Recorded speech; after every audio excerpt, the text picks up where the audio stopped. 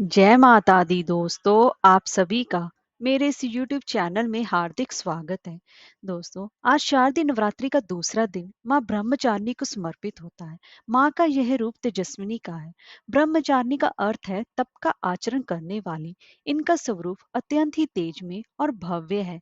माँ ब्रह्मचारिणी अपने दाहिने हाथ में जप की माला और बाएं हाथ में कमंडल धारण करती हैं और ये श्वेत वस्त्र पहनती हैं। इनकी पूजा के दिन साधक का मन स्वादिष्ठान चक्र में स्थित होता है। आज के दिन माँ दुर्गा के 9 रूपों में से दूसरे स्वरूप माँ ब्रह्मचारिणी की पूजा करने से मनुष्य की सभी मनोकामनाएं पूर्ण होती हैं। दोस्तों, आज की मैं आपको इस वीडियो में शारदीय नवरात्र के दूसरे दिन माँ ब्रह्मचारिणी की व्रत कथा श्रवण करवा रही हूँ। तो चलिए वीडियो शुरू करते हैं। अगर आपको हमारी ये वीडियो अच्छी लगी हो तो लाइक, शेयर और चैनल को सब्सक्राइब करना ना भूलें।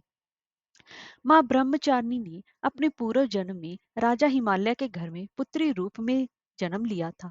तब देवर्षि नारद के उपदेश से इन्होंने भगवान शंकर जी को अपने पति के रूप में प्राप्त करने के लिए अत्यंत ही कठिन तपस्या की थी। इस दुष्कर तपस्या के कारण इन्हें तपस्याचारिणी अर्थात ब्रह्मचारिणी नाम से अभिहित किया गया है। इस कथा के अनुसार 1000 वर्ष उन्होंने केवल फल मूल खाकर ही व्यतीत किए और 100 वर्षों तक केवल शाक पर ही निर्वाह किया था।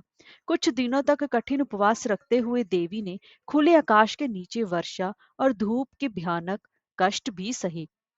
कई हजार वर्षों की इस कठिन तपस्या के कारण ब्रह्मचारिणी देवी जी का शरीर एक दिन क्षीण हो उठा और उनकी ये दशा देखकर उनकी माता मैना अत्यंत ही दुखी हुई और उन्होंने उन्हें इस कठिन तपस्या से विरक्त करने के लिए आवाज दी, ऊ माँ।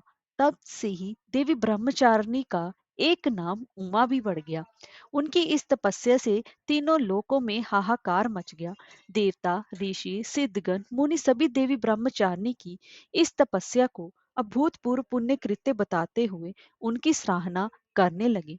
अंत में पिता में ब्रह्मा जी ने आकाशवाणी के द्वारा उन्हें संबोधित करते हुए प्रसन्न स्वर में कहा, देवी, आज तक किसी ने भी ऐसी कठोर तपस्या नहीं की जैसी तुमने की है। तुम्हारे इस कृत्य से ही चारों ओर सराहना हो रही है। तुम्हारी मनोकामना अवश्य ही पूर्ण होगी। भगवान चंद्रमौली शिवजी तुम्हें पति रूप में प्राप्त अवश्य ही होंगे। अब तुम तपस्या से विरक्त होकर घर लौट जाओ। शीघ्र ही तुम्हारे पिता तुम्हें बुलाने आ रहे हैं। इसके बाद माता घर लौट गई और कुछ दिनों के बाद ब्रह्मा जी के लेख अनुसार उनका विवाह भगवान शिवजी के साथ हो गया। दोस्तों, इस देवी की कथा का सार यही है कि जीवन के कठिन संघर्षों में भी मन विचलित नहीं होना चाहिए। माँ ब्रह्मचारिणी देवी की कृपा से सर्व सिद्धि प्राप्त होती है। दुर्गा पूजा के इस दूसरे दिन ही देवी के इस माँ ब्रह्मचारिणी स्वरूप की पूजा अर्चना की जाती है। जय माता दी।